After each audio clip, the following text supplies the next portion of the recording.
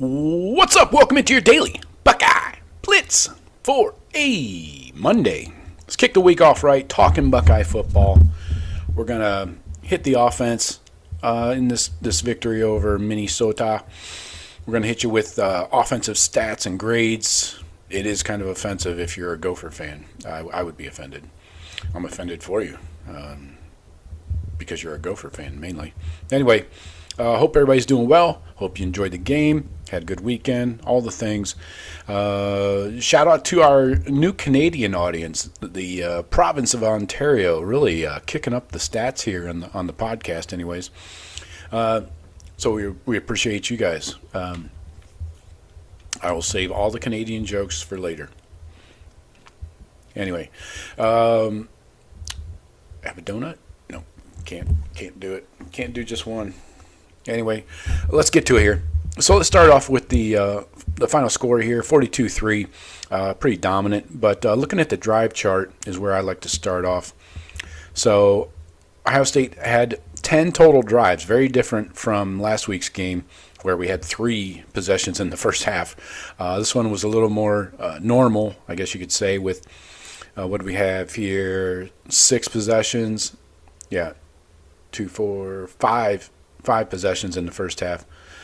And then 5 in the second half. So, and really, we had it for the last 15 seconds of the game. So really only 9 possessions that mattered.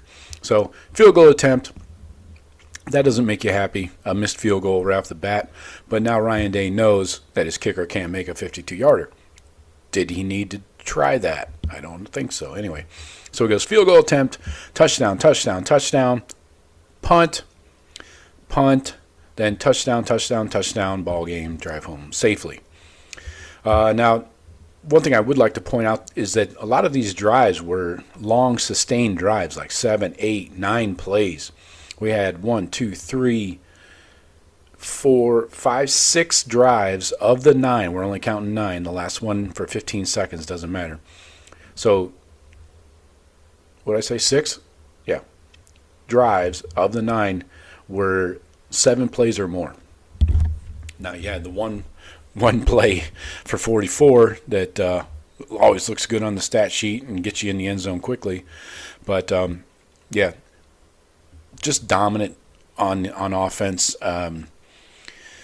So yeah, Tate, have yourself a day. We'll get back to him in a second, but we got to talk about the quarterback, the young gun from Cali. Julian Sayin, he shines again. A 91.5 PFF grade. He was on PFF's National Team of the Week. I didn't know they had such a thing, but hey, it's something. He was 23 of 27 passing, 326, 3 touchdowns. Oh, and at one point he had 14 completions in a row. That started in the second quarter and carried through to the end of the third quarter. yeah. He had a 6-yarder to Jeremiah for the touchdown, then the 44-yarder to Carnell, then just continued on, moving the chains, racking first downs. So, yeah, 14 completions in a row to go 23 of 27. That'll work. That'll play nicely. And he had 4 completions of 31 or more yards. Carnell Tate said after the game, elite ball placement. Yeah, I'd say. Also helps when you roast that DB. Well, that guy was barely in the frame. But yeah, Julian Sayin operated with poise once again, worked all levels of the field. They expanded the playbook. They're continuing to open the playbook a little bit more week to week. And Julian Sayin's handling it fine. So he looks like he could take on more.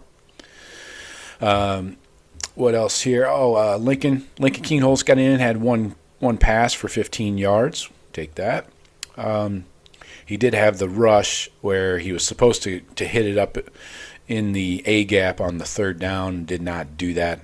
So we got to convert that 3rd and 2. That was right at midfield, and he got stopped. He tried to bounce it outside to the right and got taken down for a 1-yard loss, obviously.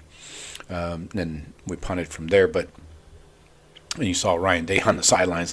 Why the fuck is he running sideways, I think is my amateur lip reading anyways. At least I said the same thing. But anyways, so some mop-up duty for Lincoln. Got that late rushing touchdown. That's what he was supposed to do. He was supposed to hammer it up in there like he did in the fourth quarter. So we got to talk about receivers, though. The freak show continues. It's a freaking circus out there. Carnell Tate, an 86.6 PFF grade. Career best, 183 yards, 9 catches, and the touch. He had 7 catches for $163 just in the first half alone. One thing I would like to point out, I think this is very interesting. 5 of Carnell's receptions came on the first play of the drive. So 5 drives, he had 5 catches, all in the first play of the drive. So that tells me 2 things. A, Jeremiah's probably covered, double, and Carnell's probably manned up, and he's still getting open.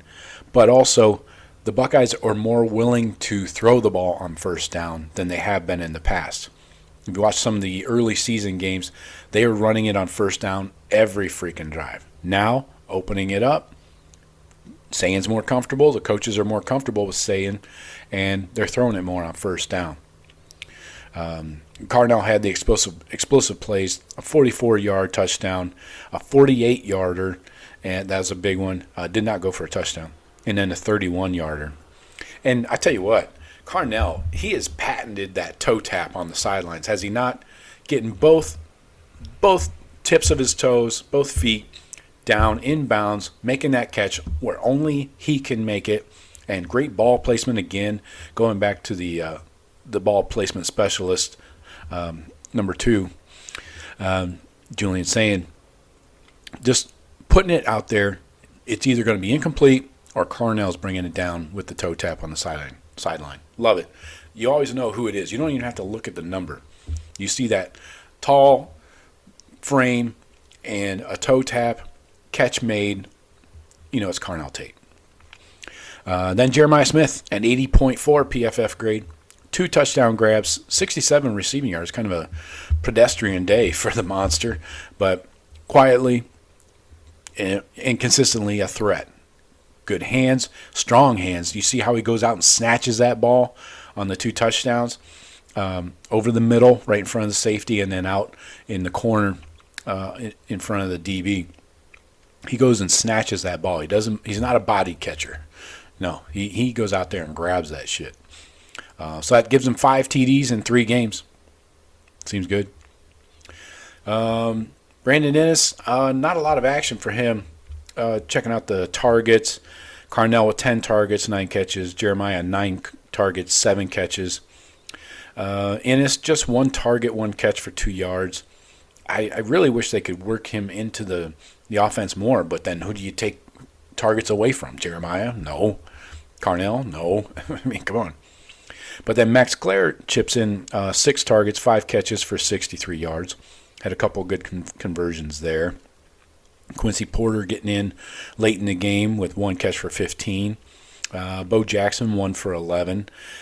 So, yeah, they're spreading it around a little bit. 6 receivers in all. 6 guys, caught the ball. What else here? Quincy Porter, Mylan Graham got reps. Running backs, they're continuing to develop this rotation. It's pretty clear right now, right? I mean, we can all agree. Bo Jackson's your RB1. Then Donaldson is your hammer, your short distance guy, goal line guy. And then Peoples, I don't know. He looked good, had some burst in the second half, but was that a tired D-line that had been getting worked over all game long, finally bending? I don't know. I love James Peoples as a player. He's got that burst, and when he makes his decision to cut it, he's getting upfield. He doesn't dance around. But Bo Jackson, a 71.4 PFF grade, his first career start technically. He ran tough between the tackles. He had a 10-yard, a 5-yard, a 1-yard, but all chain movers, getting first downs. That's key. Yeah, and then they split reps. evenly, but looking at the numbers here, yeah, Bo had 13 attempts, 63 yards. James Peoples 7 for 59, most of that later in the game. C.J. Donaldson 3 for 3 and a touchdown. So Isaiah West had 1 late in the game. Keenholz had 3 overall. So, yeah, Bo's getting the bulk of the carries here. I am curious to see when they're going to lean on that rush more. We had 30 rushes and 24 passes in the game. So, not a huge offensive output kind of day, but, I mean, as far as the number of plays, yes, we were very efficient. Looking at the stats here, yards per play, 8.2. Yeah. Yards per completion, 14.2. Yards per rush, 4.4. I think that needs to be better. I would love to get that up over 5 consistently. We were 5 for 5 in the red zone, so squash those red zone issues. No turnovers, no fumbles, no sacks. So, all in all, a good day all around. Yeah, James Peoples had a 74.4 PFF grade, highest graded running back for that night. Tight ends, Max Klare emerging, getting some much needed action. He had an 83.3. So now the debate starts: who's your tight end 1? Does it matter because they play 2 and 3 tight ends so often? But Klare with the best grade, season high in catches and yards. He's a solid route runner, and he beats the zone, down the seam there. Jelani Thurman, a 78.2. Good game for his development. Bennett Christian, consistent inline blocker. Will Kazmarek was steady, but kind of faded. And I wonder if he's dealing with an injury or something, because typically Kazmarek is your second tight end in there, sometimes the first. O-line, left side was dominant. Austin Saravell, the left tackle, highest grade for an O-lineman, 82.8. Luke Montgomery, a 71.1. He was great in space, anchoring very well. Carson Hinsman, the center, a 65. Still, he's steady, but he still needs some improvement there. Tegra, again, 68.9. That's not great overall. Decent push, but he's inconsistent in his pass protection, so that's concerning for you. You don't need a right guard to be inconsistent in pass pro. And then Philip Daniels, a low grade of 54.9 overall. Did allow a hurry.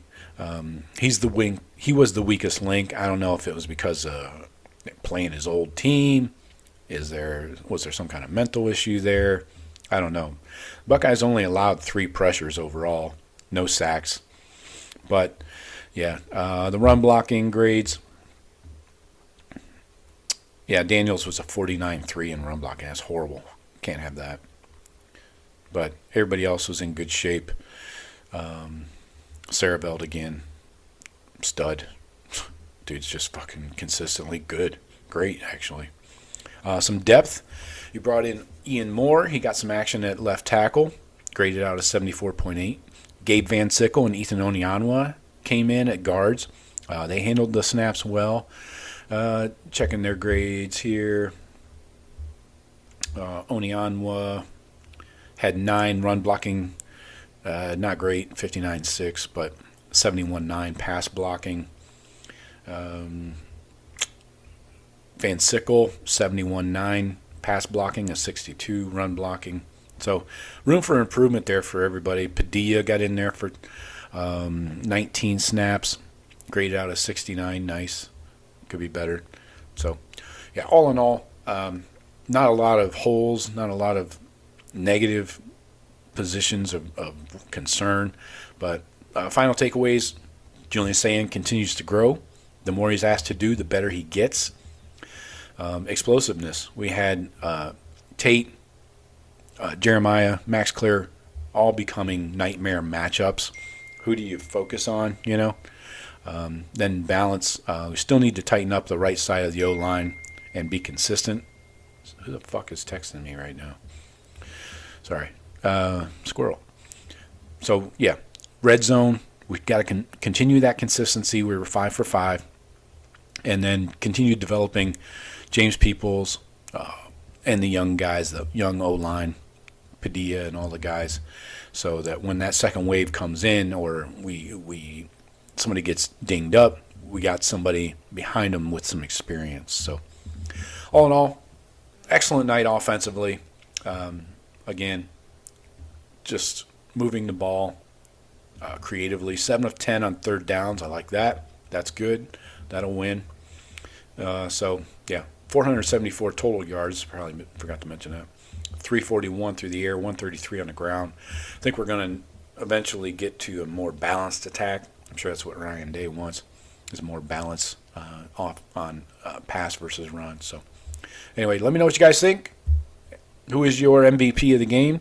Hit me up anytime, Joe at thebuckeyecast.com, or leave a comment on YouTube. And we'll talk to you tomorrow with the defense. That's all I got for you today. Talk to you tomorrow. Go Bucks.